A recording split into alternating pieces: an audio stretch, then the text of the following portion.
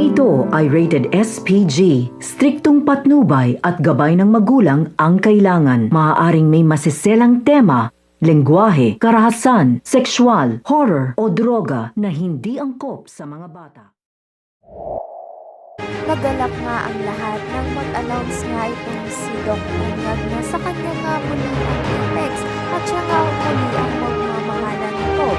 Ngunit sumilip na naman nga itong si Moira at pinaglalaban niya nga na sa kanya pa rin nga ang Apex at nangugulo nga siya sa announcement nga nito ni Doc Tanyag.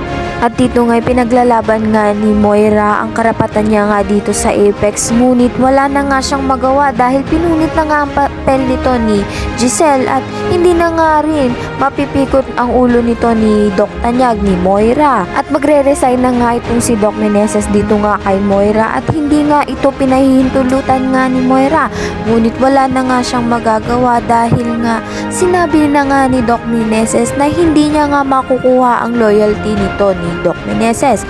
Kaya naman nga sa kabilang banda naman nga ito nga si Annalyn ay nag-aalala nga dito kay Lynette dahil nga may nararamdaman na naman siyang sakit.